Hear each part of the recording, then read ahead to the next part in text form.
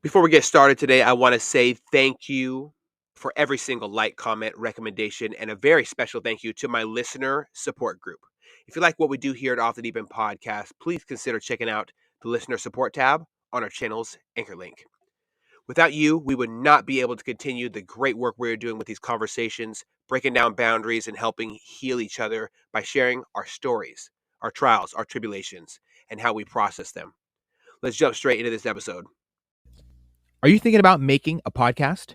Spotify has a platform that lets you make one, and if I can figure it out, you definitely can too. You can create your own content all in one place for free with zero hangups and even earn money as soon as you get started. Spotify lets you record and edit episodes from your phone or computer so you can go mobile, just like I enjoy to do. My favorite thing about it is that you can create video episodes if you wish and upload them to wherever podcasts are heard. You can even set up subscriptions or, if you're like me, listener support options for listeners to help you grow. I 10 out of 10 recommend the Spotify for Podcasters app. Or, why don't you just step over to www.spotify.com/podcasters to get started on your own podcast.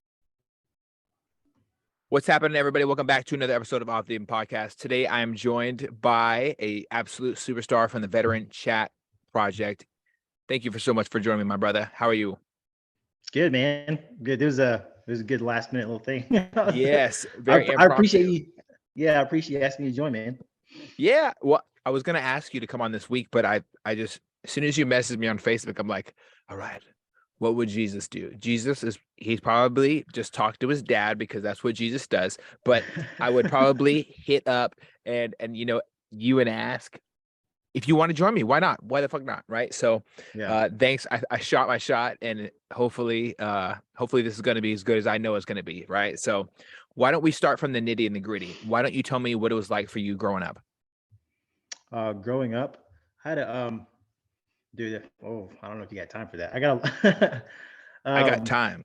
I gotta growing up for me was really rocky. I don't know if many people know, they're about to know now, but I was born in the Federated States of Micronesia. It's a small group of islands in the Pacific, near the Marshall Islands. I think the biggest landmass you probably know is probably like the Philippines near there, Philippines, New Zealand, around there. Okay. I was I was born there. Had two at the time, two brothers, and then when I was 5.5, almost 6 years old, my father died. Unfortunately, my father died, and the way he died, I'll wrap that back up before we get off the chat here, because I found that out much further later, how he died. Anyway, so unfortunately my father died, and then I got adopted by my grandparents. The way our family lives is, there's which I love, in the native tongue of Micronesians, there is no word for cousin, aunt, uncle. It's all mother or brother or Mm. father. So so when my father died, I had to. It was just natural. My grandparents were getting old, and my mother was, at the time, was like, "Well, here's Casey's 6. He can help you. Just take him." And so naturally, they're like, "Yeah, sure, come on." So I took care. I helped my grandparents when I was 6, 7 years old, until my aunt called me from the States. She had moved to the States, went to college, married someone here in South Carolina, and then she she called me one day and she said, "Do you want to come over here and live with me?" At the time, I thought it was just a visit. I was like, "Yeah, sure," not realizing that I was being adopted from my grandparents then to her. And so I moved here in like 1996. I thought it was a vacation, and then when my grandparents left, I got super sad, and that's when I realized I was, who I called my aunt at the time became my mother. Mm. So yeah, that was a. So yeah, I grew up in South Carolina. Kind of quickly embraced Southern living. Embraced it so hard and so fast that I forgot my native tongue. I don't know how to speak my native Micronesian tongue anymore. I can hear it and understand it perfectly, clear as day, but my mouth doesn't know how to project that stuff anymore. And then yeah, that was growing up in the South, growing up with my parents. Was a very strict childhood. My parents were both in the sheriff's office, so just like the pastor's daughter, with parents living that kind of strict life, you get in as much trouble as you can because you can. So that was my childhood growing up. Really, it was, I was looking back, I was very blessed as a child to have those parents. But yeah, I got in a lot of trouble because I could. Oh yeah. Oh, of course. Yeah, What, yeah, why not, right? yeah. Oh my Because goodness. they said no, you can't do this, this, this, this, this. I was like, well, I'm going to do all that. So I didn't even think about that last one. Hold on a second. I yeah, definitely can relate to that. Oh my goodness. yeah. So, wow, growing up, both your parents were in law enforcement. That has to be a huge burden that they personally bared. What was it like for you, or what is it like to look back now, understanding what law enforcement does in the sheriff's department? What is it like looking down now about like the stuff they've done in life? What is it like for you? Oh, it was as a very young as a child, I quickly understood because I was there when my dad went to the academy.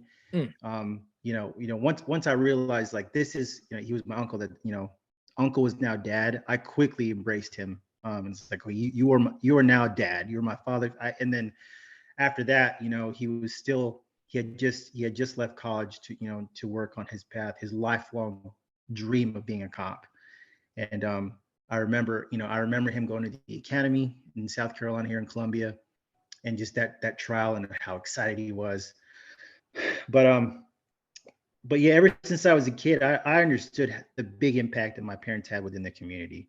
I understood that how I understood what they did was important. It wasn't until I was older, now looking back, like I don't know if I could do what my mom ever did. She was a dispatcher for the sheriff's office. I don't know if I could ever dispatch the love of my life out to a call like that, like she did for so many years. So yeah, I have very, very deep respect for him. At the same time, that's probably a job I would never do. As selfless as I think I want to be, I don't think I'd ever do that job because I've seen the toll it takes on my parents. My mm. mom suffered. My mom suffered at least one heart attack because of the stress of the job. And my dad is just he's I think he's like 55 going on 80 because he's wear and tear on his body. You know what I mean? Mm. Yeah, I Yeah, know you and I talked about that previously, and it's overwhelmingly emotional for me to hear that your mother would have to send him out to calls, knowing that dude. knowing his call sign and everything, and Yeah, the fortitude that your mother must have as a human being is astronomical to me. Like I'm naturally attracted to people who are great leaders. Your mother must yeah. have great leadership tendencies. Oh yeah, I'd like to say that I got a lot of stuff from my mom, as far as how to react to certain situations and how to de-escalate them. Because I mean that's what she did for a living, de-escalate situations over a telephone. And my dad, the one thing I did pick up from my dad was, or I tried to, was as you know on the Veteran Chat Project on our podcast, we're trying to like talk about mental health awareness and all this stuff. But um, I commend my dad. I wish everyone was like my dad in the way that when he came home from work, he took the uniform off, but he had a process, and he's done this now for almost 25 years. He'll come home, he'll kiss my mom, what's for dinner, and then he'll go upstairs. And then when he goes upstairs, he'll play he'll play whatever computer game for like an hour or two, and that's his like de-stress. And he won't come downstairs. He won't talk to mom. He won't talk to me until he's de-stressed. So de-escalation is a huge important piece of leaving any type of job. We often talk about it here on both of our podcasts, the Veteran Chat Project and Off the Deep End, in the service sacrifice portion of this podcast specifically. The Yeah, transition from the military, it takes a while, years, yeah, lifetimes to decompress from the military. And I think it's not appreciated as much with our law enforcement community. And I want to just give a quick shout out to every single person in law enforcement and who is doing the right thing. Because there's bad seeds yeah, everywhere. But you know what? There are good seeds everywhere as well. So it would be pathetic of me to say that all cops are bad. So I think it's so important to say thank you for your parents, for the work they do for their families of law enforcement everywhere in the world. We don't talk about the de-escalation time it takes. They don't get to de-escalate. They're in Yeah. a semi-permissible environment 24/7, and they're responding to calls at the worst times of others' lives. Domestic violence, murders, dead children up the street from my Ooh. house. That happens in my area. You know, I was talking with the Snohomish County Sheriff just last week, and wow, what great people we have that serve on our streets, not just our country, but they serve in our country as well. And Oh shout yeah. out to everybody in law enforcement, their families, the kids, and especially you growing up to carry a mantle of service in your own light, in your own way. You continue to carry that torch of helping others, serving your community. So what was it like for you, man? What inspired you to go to the military? 9/11. I'll say that for that, hands down. That was it. I was very, very young, but uh, service to country, or just service to duty, was something that was instilled in me when I was a kid because of who my dad was, wearing a uniform every day. So service to others, or just duty overall, was something that was very important to me. I knew I wanted to do something like dad. I was like, maybe I'm gonna grow up and be a cop. And then when 9/11 happened, the the response to 9/11, I was like, these are look at these guys on the news responding and saving our country. And we can get into, there's all this, politics or whatever, these theories about exactly what happened. But the matter of the fact is, like, innocent people died, and our service members were called to do a job, and they went and did that job. Mm-hmm. And 100%. I saw that, and I was like, those are heroes. I want to be a hero. And I was like, I want to do that. And me being as naive as I was at the time, I think that's when I found out. Dad told me, he was like, well, I served in the Army too. I was like, you did? I was like, well, I definitely want to do that now. So yeah, that was the flame that lit the calling to go wear a uniform in the armed services. And so I did that. Yes, that's why I did that. Wow.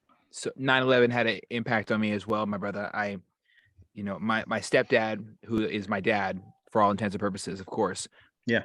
because he was present, he showed up, and he stepped up and he stepped in, and I really do appreciate him for that. Shout out to you, Dad. He was in the Air Force, though, right? Staying on my life, staying on my liberty, and my pursuit of happiness. No, I'm just fucking around. I don't knock anybody for signing up in any military branch. I think it's a selfless act. You give up Yeah. everything about who you are. Motherhood is selflessness. So is being a present father. We just talked with that about our mutual friend Kyle, and Oh yeah. it's so important to separate yourself from life and do something that brings you to a higher purpose. Because I can't tell you what it's like to be a woman, but I can talk about what it's like to be a man. Men need purpose. Generally speaking, we need purpose. We need to be purpose driven. We need to know what our self-worth is. We are more than just a dollar sign. We are more than just a provider in a lot of scenarios by societal standards. We have to have this idea of purpose. What is our purpose? Without it, we get lost in the sauce really easily. We're really susceptible to poor influence as well. So, man, congratulations for being one of the most important people in life, and honestly being my fucking hero, man. Everybody that signed up because of 9/11 is my personal hero. I signed up because of 9/11. I No signed up doubt. Yeah. because my stepdad left. These are my heroes. So you are one of my heroes now, man, and I appreciate you. What was it like when you first signed up? It was everything that I wanted it to be, in the worst way possible. I knew it was gonna suck. I mean, that was something my dad kept drilling into my head. Like, this is gonna suck for you. It's gonna be hard. You're lazy. They're gonna make you not lazy. I was like, okay, I'll bring it on. I was ready for the challenge. I joined. Joining was a little bit harder than I thought it would be, just because I joined. I wanted to do a combat arms job. I listened to my recruiter at the time. They said they had no opening for combat arms jobs. So I went the long way around, joined. What was the job that I joined as? Communication, cable systems maintainer. And then I did that in the reserves for I did basic training. I trained for the job after that, and then I came back in the South Carolina reserves. And then I told them, I was like, hey, thank you for sending me out there, but I really want to be a combat arms. Like I want to be active duty combat arms. My recruiter told me if I went this route, I could get what I want. And they're like, yeah, you have to, but you have to be in this unit for like 60 days. I was like, okay.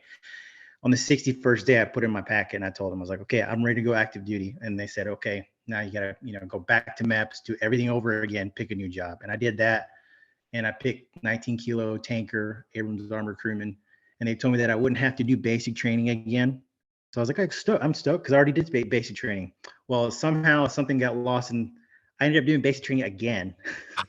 I bet you were really good. Were you like the recruit division commander, like the person in charge No. of? No. Oh no. I was so pissed that I had to do it again. But just being young and just this is what you have to do. Okay, I'll do it. That's where my mindset was. I didn't complain about it. I just knew that was what I had to do to get to the goal. So doing basic training twice, did one, station unit training, and then I finally graduated as a 19 kilo tanker, and I was super stoked. And then I got slapped in the face as soon as I got to my unit. Hey, welcome to your unit. You're going to war. I was like, okay, cool. This is why I signed up. Let's go. Yeah, it's kind of one of those make or break moments. I would think, right? I see. I've never been in a tank, so I don't know what it's like, and I've never been told I was going to war. We were just inherently at war. So being told that, like, hey, so nice to see you. Hello, it's time to go fucking fight. That is something I didn't get that experience.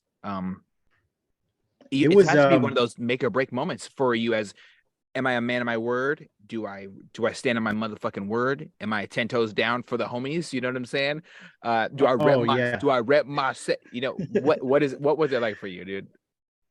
It was surreal for what, because at that our unit was already deployed at the time, and they were just they're already in Iraq shooting, they're doing the work. You just got, it's time for you to join. Like, you're going to be here for a month, train up, and you're going to meet the guys down range and start fucking shit up. And I was like, okay. And I was like, so I have 4 weeks. So I accepted the fact that I probably wasn't going to come back. And it was I don't know if it was just because I was young and dumb, but I took the pill and I swallowed it. And I was like, okay, I got 4 weeks to learn how to be deployment ready. Within those 4 weeks, I didn't do any of that. I just partied my ass off, and I was like, well, I'm not coming back anyway, so I'm gonna live it up. So that's what I did, like an idiot. Oh my goodness. I think at some point we as human beings have to get to a stage in our life where it's literally like there is an inherent chance that you're going to die. There is a severe possibility of death or seriously bodily harm here. Yeah. Accept it, identify who you are, and be okay with it. Did you feel a sense of liberation at the same time? I did, just because at that point in time, like, I had worked, I was like, I worked so hard to get, the goal was to have this job. And I was like, I've worked my ass off to get this job, and I've gotten the runaround. I'm finally here. Yeah, this is what I'm supposed to be doing. I often think about great human beings and stories, right? There's always this similar lineup and similar story. You find an obstacle, you either rise to the occasion, fall to your level of training, or give up and just flop around like a FNG. I really think it's important for every single person who signs up to serve the country to openly understand that you're not there just for a college degree or anything else. You might be on the line. And unfortunately, there is times where we have people in the military go insane and harm each other. We have people in the military who do egregious things, sexually assault other sailors, other airmen, soldiers, Marines, everything. And there's a bunch of different situations that happens. And I haven't even brought up the fact that there's people trying to fucking kill you because you're in a non-permissible or a semi-permissible environment overseas. Oh, yeah. So it's huge. There's so many different things you're facing. What was one of the things that you faced initially that you did not expect? One of the things I face, it's just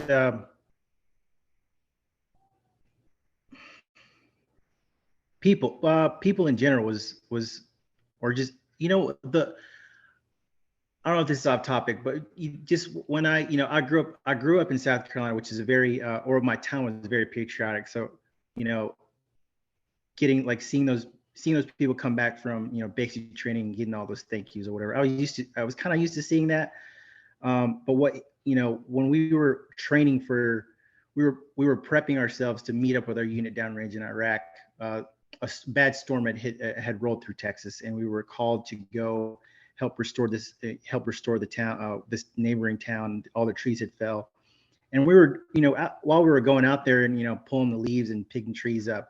I remember all these, senior citizens were out there. This older lady was like, "Thank you guys so much for what you do," and I was like, "Why are you thanking me? I haven't done anything yet." It's like I haven't done anything yet of purpose. Like I'm picking up a tree for you. Don't thank me yet. Like I haven't, in my mind at that point in time, I was like, I haven't done any service for you. Like thank me when I come back, if I come back. Like I'm just picking up a tree. It's not a big deal to me. And like, I don't know if that answered your question or not, but You know that what? was one of the things It definitely does, man. It definitely does. There's no bad answer to any question ever. So along with that line, do you think there's like a sense that we experience as military members called imposter syndrome, where we don't believe something, so we self-sabotage it? I know it's a very, very similar thing across the board for a lot of members in the veteran community. I don't know about active duty. I can't speak on that because I haven't been aware. I haven't been woken up to these issues that we're faced in the active duty community. But I know when I was as a veteran, in the conversations that I do have, in the spaces that I do have in the veteran community out here in the Seattle, Washington, imposter syndrome is a serious issue. People don't believe they deserve what they're getting, and so they self-sabotage it by ruining it. It's like a literally a self-destructive tendency. Do you think that kind of starts in the military? I think it does. Just personally, I think it does. Just because we're surrounded by so many awesome people and so many badass jobs that surround us, right? I mean, if you ask me, like, what's the coolest job in the military, I'm going to tell you off the hand, like my job was the coolest job. That's why I did it, because I thought it was the coolest job in the world. But at the same time, you you when I compare myself to those other guys with tabs and secret clearances, it's like, well, I don't think I really didn't do that much compared to that guy. So, it's not really that big of a deal, and that kind of calls back to why Kyle and I've created that podcast, which is to create that space, because I know I'm not the only one out there that thinks that, or that thought at one point in time what I didn't really matter, because I was part of this big old group. We did this mission as a collective, and I was just a tanker, whereas this guy went with 4 other dudes, and they killed Osama bin Laden. That's a job. What I did was nothing compared to that. Something you just spoke about there is really important, and I want to touch on it as well. The word just. The word just is often inserted to make ourselves feel smaller. It's not a necessary word so many times. And I'm super guilty of bringing it up all the time, because I definitely had that same thought. I was just a boat's mate. I was just recommended for all these awards. I was just recommended as the most successful amongst my peers. I was just mentored by great people. I was just not good enough. I just got out of the military. I used to be is another word that it gets attached to. It's kind of a similar situation when it comes to the word just. So I used to be extraordinary. I was in the military. And they take a piece of themselves, because we kind of wrap ourselves as American military members around our job. One thing that really helped me, and it's helping my friends, is me remind them that you're more than just your military service, but it never has to leave who you are. It is a part of you forever.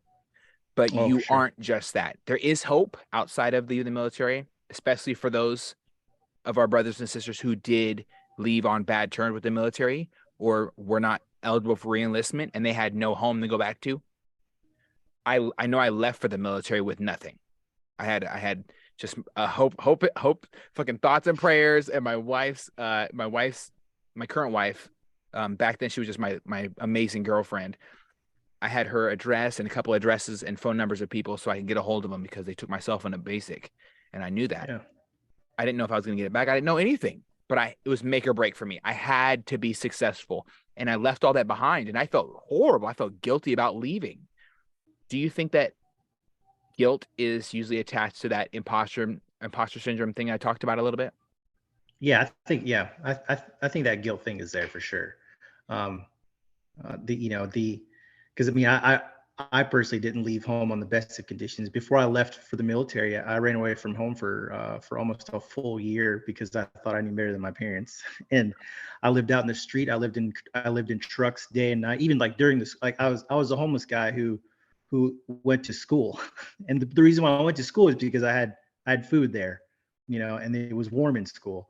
So but the reason, yeah, guilt is a big thing. Yeah, connects to that too, just because um, I felt guilty for leaving my parents. My mom didn't want me to do it. My dad was okay with it, but yeah, leaving friends and family behind, and especially during the time of when I joined, I knew exactly what I was signing up for. On one hand, I was like, I'm okay if I go die, because that's what heroes do. And on the other hand, I was like, I'm abandoning everything that made me me at that point. Mm. Wow, man, and that has to be a heavy load to carry on your shoulders at the time, just that thought process, because I feel that so many of us are called to higher standards, to higher situations that our current situation is not even scraping the surface of. Me being in second grade watching planes hit buildings, regardless of what the fuck it was, planes hitting Yeah. buildings, and I watched people jump out of burning buildings to say, would I rather die on my own platform or be burned alive? That is ultimate state of decision making. There's no stressful situation in comparison to that. None. I mean, Oh no, none. maybe ending the life of a loved one. I can say that honestly because I've experienced that. But when I think about the most difficult scenarios, signing up knowing that happened, and you attach yourself to these traumatic events, right? We were all traumatized in one way or another, or inspired is a different way to say it, for Yeah. depending on your outlook. I was inspired to join the military because of what happened on 9/11. When my stepdad didn't come home that night and he flew to Germany instantly, I knew, and he wouldn't pick up his phone. I didn't ask where daddy was. I knew he was doing what he needed to do. That is my hero. That is my superhero. No fucking capes needed, okay? Because he wears camouflage, right? So Yeah. understanding like that greatness, that higher calling. Do you feel that do you align with that? Does that resonate with you? Do you have any connection to a feeling of destiny per se? Oh, dude, yeah. My wife and I talk about that a lot. Just being in the right place at the right time. That's that. I mean, that drives my entire life. Destiny is something I don't fuck with at all. If it's meant to be, it's meant to be. There are certain situations I'll force my hand in situations to get the results I want, but more often than not, I let the dice roll, and whatever I get, I'm just like, this is meant to be. Let's just roll with it. So yeah, Wow. I, I'm definitely like, destiny and fate is something that my family, my wife and I don't fuck with. We wholeheartedly believe in it. We're not religious people. We're not religious by any kind of written text, but we believe in fate Wow. 100%. Okay. Well, speaking of that, I wanted to kind of take a second because there's I receive a lot of questions and people ask me to I have like a list of questions that my guests have asked me to ask to people Yeah, who have served in the military. Would you be okay with me asking some uncomfortable questions? shoot. Okay. So I'm not going to say, have you ever killed anybody? I think that's the stupidest question ever. Everybody's per in the military has contributed to the death of another. It is what it Yeah. is. It's something we kind of have to live with. What I will ask is one of these questions. Do you ever think that it is completely 100% justified for you to harm other people in different countries in defense of your own? Do you think it's an effective decision to do as just a normal military member? In defense of my own, Yes. yes, because um, as that question could seem so black and white, but that question is not so black and white to me. Because when you say in defense of my own includes me, my wife, my family, and everything I love. Yes, brother. So if you're asking me, are you okay with killing someone in defense of you, your wife, and everything you love? 110%. I'm unfortunately, that bullet's going down range. Excellent. I appreciate your answer, and I appreciate your candor as well. There's another one I want to ask. I have like a litany, so I just want to go straight down the line of the most uncomfortable. It's probably going to be one of the most uncomfortable conversations as far as me asking questions, because I would never come up with some of these, but my listeners do want to know, so I want to make sure it's covered. Man. So for those listening, don't make me ask too tough questions, but here we go. In other countries, it's no secret, or it should not be a secret, that they throw people who are homosexual off of buildings for being who they are. I know you've served in the military with people who had different, were attracted to different people in life. I don't personally feel like, for me in my military experience, somebody in the military having a different sexuality than me deterred the critical mission that we were there to provide and we carry out successfully. I think that different diverse genders, different diverse sexualities made us just a different fighting force. We just talked about it often just at the last meeting we just had. Everybody's life experiences. Some of us come from nothing. Some of us come from rich families, join the military. Freaking Pat Tillman, his anniversary was just down the way a couple days ago. Everyone comes from different backgrounds. I think that diversity in the military is what makes the United States military such a elite fighting force, because we have different ideas. Someone might have been playing with some sticks or some army guys and came up with a tactic that's freaking bulletproof that might help somebody else. So in your experience, knowing that in other countries they are very one way or another, or they deal in absolution, do you think that there is great benefit? And can you give me an example of how somebody else's differences helped made you more mission successful?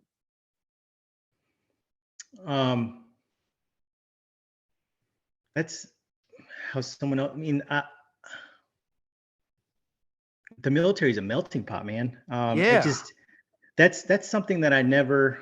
That's something I never looked at as far as like any type of orientation, sexual, racial, any type of orientation. I never cared about, because you wear the uniform automatically, no matter what uniform, blue, green, or whatever the fuck the Coast Guard wears. Yeah. You're a brother to me. I mean, that's all. Your family to me, off instantly. So that's not something that never bothered me at all. And contradictory to that, when you're looking at those countries doing those harmful things to those individuals because of their views, that's to me that person that's evil to me. That's what evil looks like to me. There's nothing wrong with loving everybody and allowing them to do whatever the fuck they want, as long as it's safe. That's all I care about. Hell yeah. I never, I won't speak on that topic too much, just because I never encountered that situation personally in the military while I was in, and it kind of hits, it's a personal subject for me, sexual orientation, just because that's something my daughter is going through right now. She's a teenager, and she's going through that right now. And that's something we've discussed at length in the past couple of months. She's like, I think and she's like, I think I like girls. I was like, great. Thanks for, and the one thing me and her mom were like, just lasered in on, like, we don't care what, I don't care what she says. Thank you for telling me. That was the thing that we wanted to get across the board. It's like, so yeah, back to your question. That's not something I experienced in the military, but it didn't matter to me. Did I know people that were? Yes, I did. I could count on my hand, because it was very few people at that point in time that were comfortable enough, unfortunately, to come out. I think there was one person I know for sure that came out while I was in. And I was like, he is? Oh shit. I would have never known. Anyway, let's that's how I reacted to that, because that's how he reacted to it. That's how he told everyone, and he was like, yeah, it's no big deal. And it's because so I'm not going to make a big deal out of it, because he didn't make a big deal out of it. So that's 100%. I reacted it. I responded in the way that he responded. So yeah, I Yeah. hope that answered your question. 100%, my brother. One, thank you for being very personal, because a lot of people don't get to hear a story about a dad being happy, comfortable, and satisfied talking to his child about who they want to be and who they are. Right. Yeah, I think it's important to be supportive parents. The only one of the reason I ask that is because often in America we look at so many different things. What boxes are we put in? What box do I feel comfortable in? Am I going to find self-love in fitting somebody else's personal statistic or category or box that society creates for us? Probably not. You yeah, find self-worth within yourself, and I say this, I thought of this the other day and I put it up on Facebook. If you're looking for a reason not to give up on life, look in the mirror, because you are enough. You don't oh, need for sure. to have your own fucking, like, if this sounds like gay bashing, I'm completely saying the opposite when I say this. But like, you don't need your own month. You don't need your own pride parade.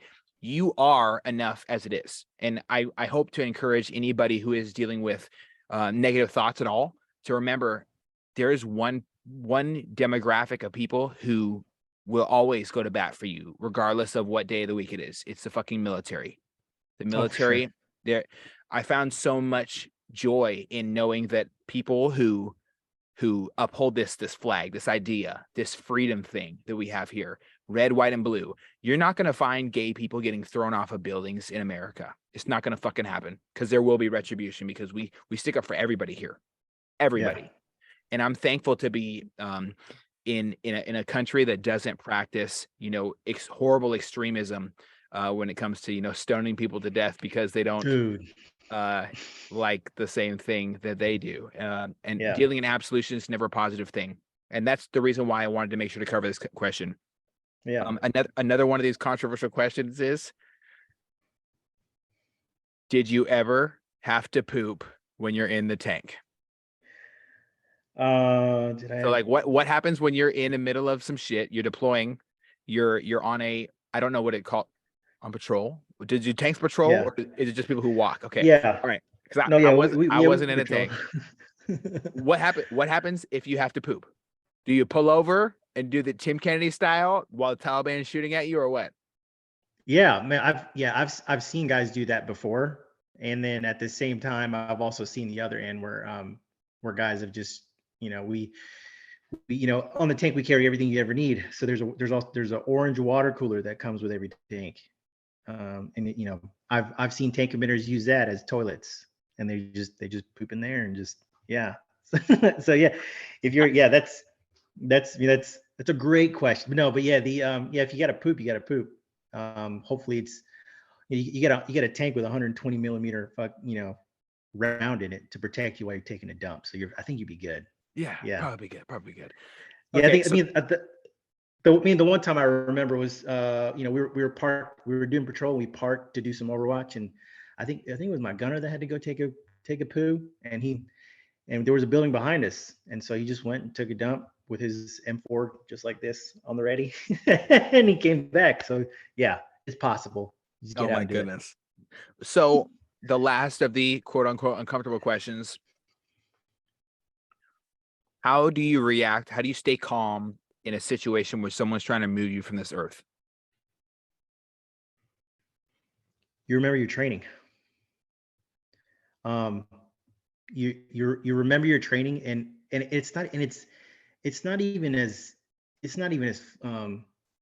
it's hard to it's hard it's easier to say to remember your training, because when you're in the thick of it, your training kind of just takes over. Mm. So you just have to before you get in those situations, you need to remind yourself, trust your training, because when the shit hits the fan, that's what's going to happen. Your training is going to kick in. You're going to go from safe to semi. You're going to point your optic and your muzzle towards towards enemy fire, and you're going to fire. And then, you know, you can put your rifle down, put from semi to safe, and it's clear. That's as easy as I can make it into a conversation. But you know, you have to trust your training during those moments. And you know, when those moments happen, there's really not much outside thinking going on, because when you're in the shit, you're thinking about, okay, I have to do it's in steps. You know, this goes first, this goes second, this goes third. Okay, and then you look around you, everyone's safe. Okay, and then you go to the next step. This goes first, this goes second, this goes third, and it's stuff and you don't think about it until it's done, or you don't think about it until 10 years later, and you remember that moment where you're in a firefight, and the guys, you know, there was a guy with an AK-47 putting out of a window, shooting everybody, and you're just thinking like, wow, how badass was my entire platoon. The fact that we were about to go inside and just call it a day, and someone started shooting us, and we just didn't even think about it. The bullet ricocheted from our feet, and we all just put our gear back on, hop back in the trucks. My buddy Sykes over there just hopped on the 50 cal and just started raining down fire on that building, and we all just started shooting. And then we stopped, got, you know, communication. You good? I'm good. You good? You good? Get in the trucks. Let's find that dude. And it's just that's just training. And you know, you don't think about that in the moment. You think about it afterwards. It's those are the things to reflect on after. I mean, I wish I could give like successful tips on, you know, like how do you prepare to take someone's life? You don't. You trust your training to carry you through that. Excellent, man. One, thank you for that answer. Two, I appreciate you talking on about it's hard. It's not easy for many people to relive the worst experience of your life. For those who don't understand, many of these young men and women who get deployed, they're in firefights. It's over 120 fucking degrees outside, and people were shooting at you at the same time. That's a bad day if I've ever seen one. Holy shit. I want to say, you know, I have a personal question now. I'm going to kind of go off script here. Yeah. So you're getting fucking shot at. How do you differentiate? I know there are points where people lose their cool. Was there something out? I'm trying to say this in a non-fucked up way, so bear with me. Yeah. Are there ways that you found solace in after firefights? What brings you solace after a firefight? You know I have a friend of mine who has never been okay after his first firefight. He had never been shot at before he left for the military, and he doesn't know how to de-escalate after that. Or do you have anything you experienced after you get back from a fucking patrol that helped you kind of de-escalate and let go of that high blood pressure and that uptick, the adrenaline rush that you're feeling? The number one thing I can remember doing right after that was shooting the shit with the people that were just in the suck with me. That was the one thing I remember doing. We walked, like after that happened, it was a long afternoon. We came back and we just I talked to the guys, and it was, you know, I think talking is the best therapy in the world. I will stand by that until I die. Like, talking is great therapy. And you know, especially when you're in those situations, talk to the people that were there with you, because I guarantee you it's gonna start just like this. You're like, hey, that was some wild shit, dude. Yeah, it was. And you're gonna start breaking down what happened, and then before you know it, you're gonna be cutting mama jokes, and it's gonna get to a weird conversation where you're making fun of each other's wives, moms, and then, you know, it's just because that's how we military guys are, you know. And I don't mean to, you know, not just military guys, but that's how we are. It just my greatest suggestion would be to talk to people, not just to talk to those guys that were there with you, because if you're going through it, I guarantee you they are also going through it with you. And if they've already gone through it and figured out a successful way of how to de-escalate from that specific situation that they were in with you, they're the perfect person to talk to. Well, there you have it, folks. Reach out to the people you deployed with if you're feeling bad about shit you deployed about. Just talk to somebody. Oh my God. So Veteran Chat Project is something we just had this conversation. You had me on for an episode and we talked about how to deal with losing friends. Like, I talk about it often here. I'm at the point, thankfully, I'm at the point where I can talk about it now. Last year I lost 24 friends to suicide. A lot of them were in the Insane, dude. military with me. So many Yeah. were declared homicides and just anything but suicides. They won't give a lot of military commands will not give the families the decency of telling the truth. It hurts me to know that people feel that they need to remove themselves from this world because no one else. They feel lonely. They feel at the lowest of the low. There's so many different reasons, but regardless, people feel like that's a solution. It is not a solution. No. If you're feeling like you're going to hurt yourself, you're going to pass the pain to everybody around you who does care. Please reach out to people who you deployed with. Please, for the love of God, do not make me or them go to another funeral or feel bad about not going because it's too hard. You are worthy. You have a place in this life. You served the nation's military. You are one of the most important people for ladies having gun rights, for people having any rights at all in America. Yes. You are the reason it's here. You have worth. You have value. You can continue this fight. You are strong enough. Look in the mirror. I'm not going to say pick yourself off your own bootstraps or whatever, because I think it's bullshit, but look in the mirror because you are enough. You don't have to pick yourself up because you are on a pedestal and we are thankful for you. Thank you for your service.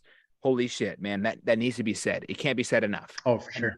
And you say it on your podcast all the time. You talk about this. So veteran chat projects, where did it start with? Because I know that you served in the military, right? You're a person who likes to talk, right? Where did it start? Yeah.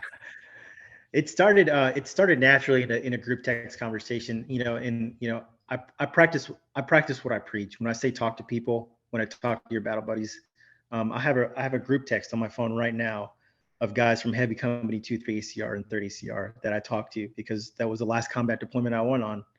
And there's a group of guys there that we talk almost every day.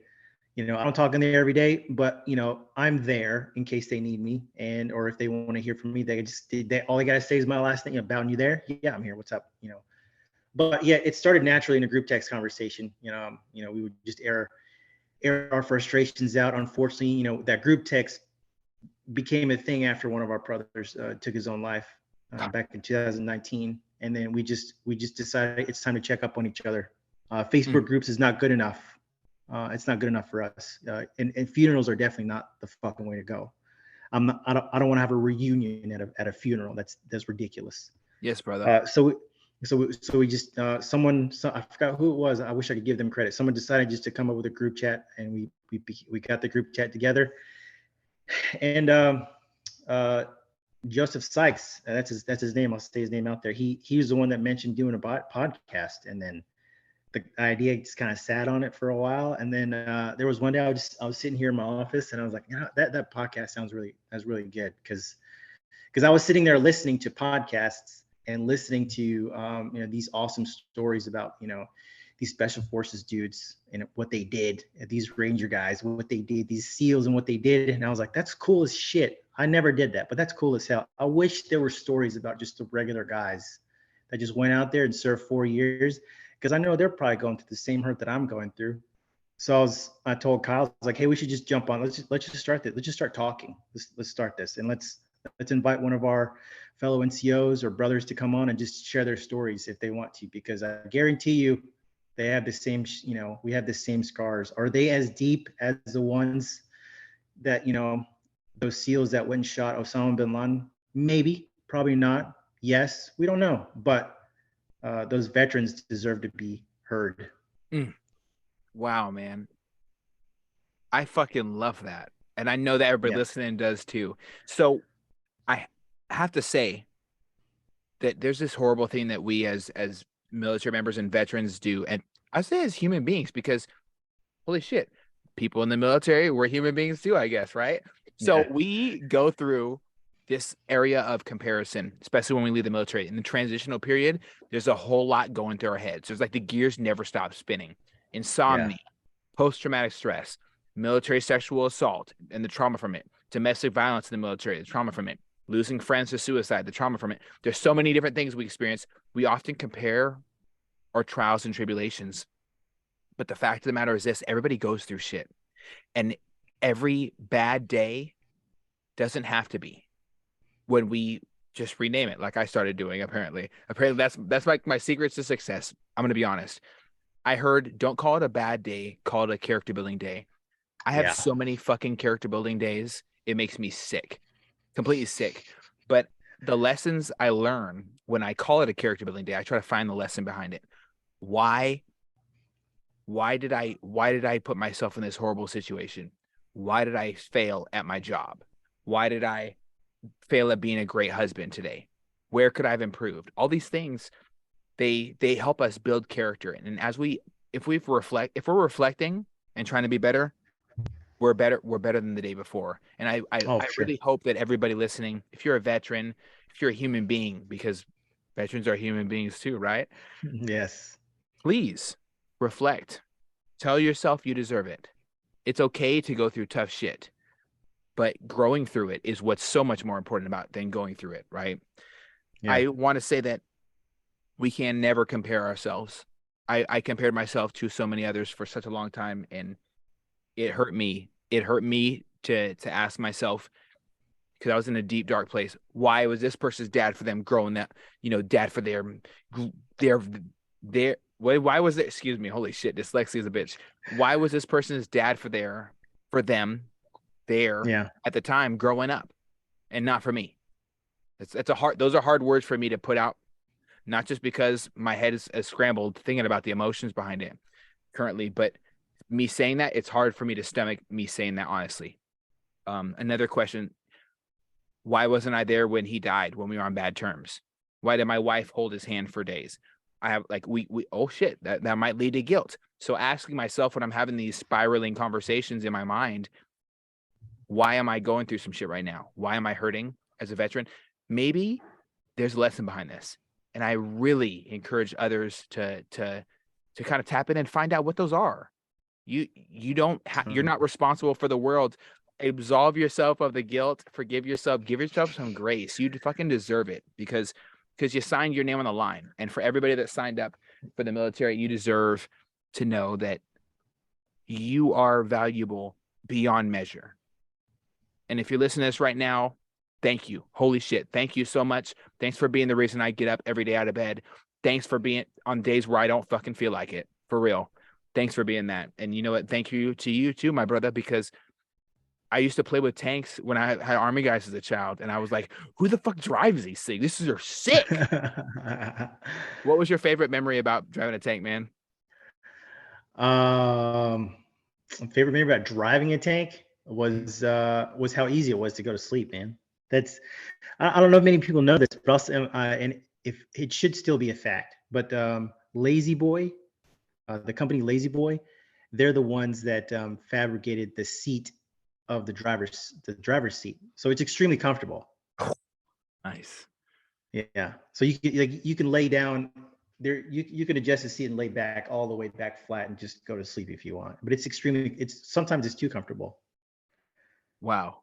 Well, that's badass, man. I think one of my favorite things about driving an aircraft carrier is that it shakes when you try to slow it down. So, That's insane, dude. if you try to slow it down, the RPMs will slow down, and the whole ship will convulse.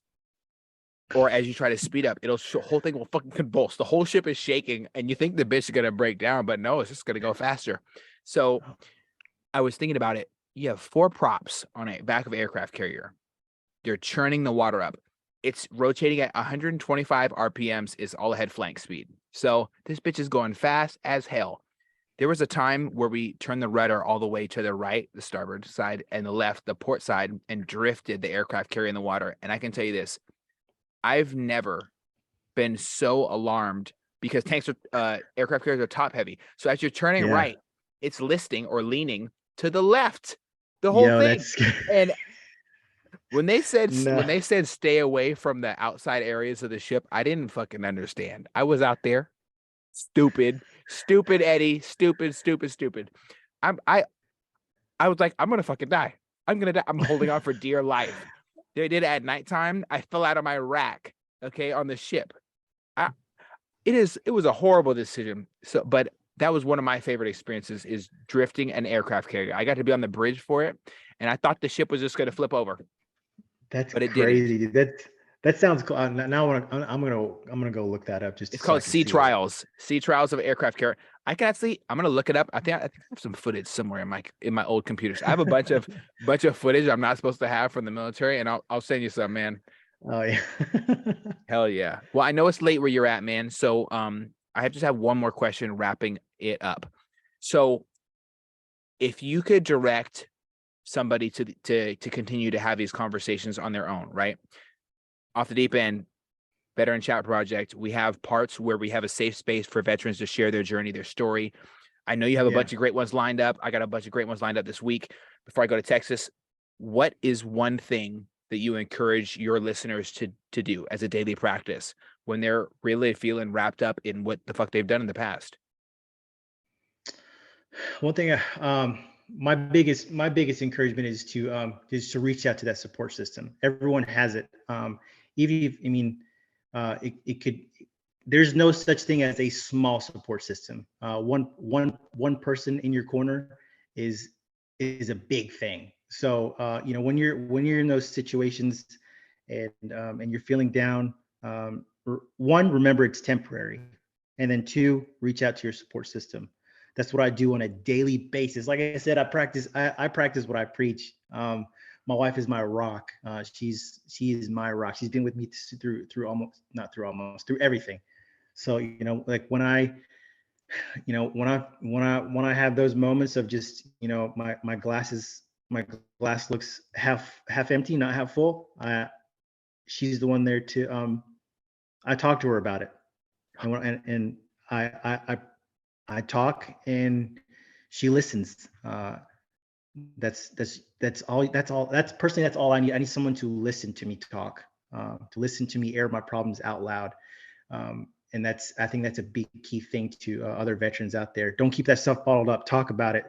If you don't have anyone to talk to at that point in time, write it down. Put those words on paper. Get them out of your system somehow, either verbally or on a piece of paper, or just text it to yourself, just so you can see this is how I'm feeling. And then when you're out of that funk and you go back, you can look at how you're feeling, or you can remember, or you can talk to that person and just do a quick little after action review on yourself. Okay, this is how I was feeling yesterday. Why did I feel that way yesterday?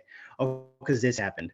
Then you can prioritize your day. So when that happens again, you know exactly what to do to negate those feelings, or just to help you swim through those waters a little bit better. Hell yeah, brother. Wow. I find so much value in that. I really appreciate you and your wife's relationship.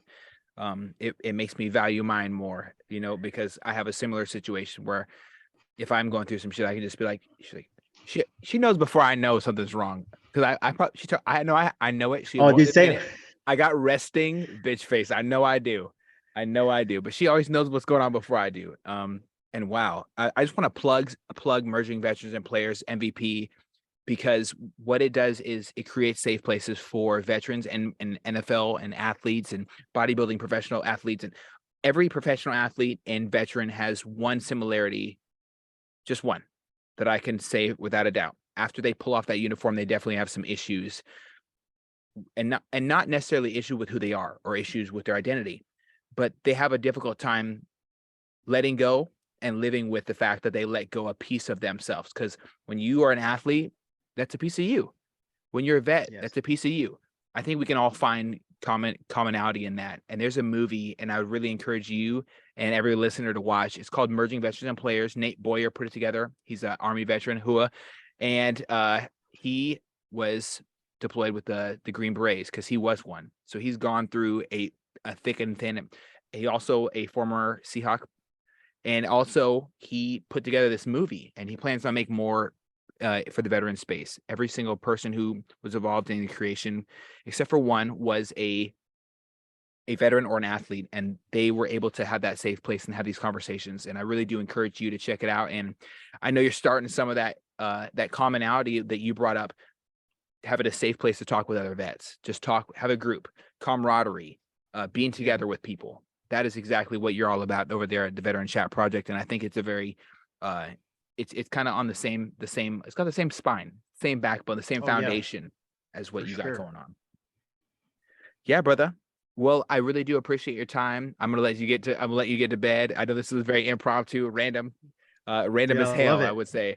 But I Yeah. really enjoyed what you had to say, and I really enjoyed the lessons you had. And thank you for putting up with some of the most some difficult questions. I know there's gonna be more for you next time I have you on because it's gonna happen again. I know it is.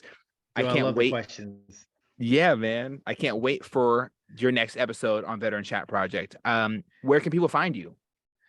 Oh, anywhere you can find a podcast, you can find Veteran Chat Project. We're on all the social media stuff, YouTube, TikTok, Instagram, Facebook. But as far as listening to our guests, which I highly suggest everyone do, Spotify, Apple Podcast, everywhere, anywhere you can find listen to a podcast, you can hear our stuff. And if you can't find it there, you can email us, veteranchatproject@gmail.com. We'll put it out there.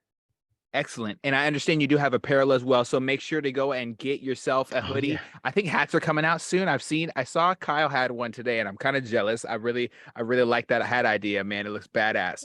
I just Hell want to yeah. say that if you want to support any podcast, whether it's mine or Veteran Chat Projects, please, the best thing you can do is to create these conversations with your friend group, with your military group. Be a guest. Sign up. Ask, hey, can I come on your podcast and share my story? You can even come on anonymously. There is an option for that as well for a lot of different episodes. So talk to Veteran Chat Project and reach out to them, ask them, and maybe even consider signing up for their listener support program where you can donate $1, $5, or $10 a month to support the podcast platform. Please do.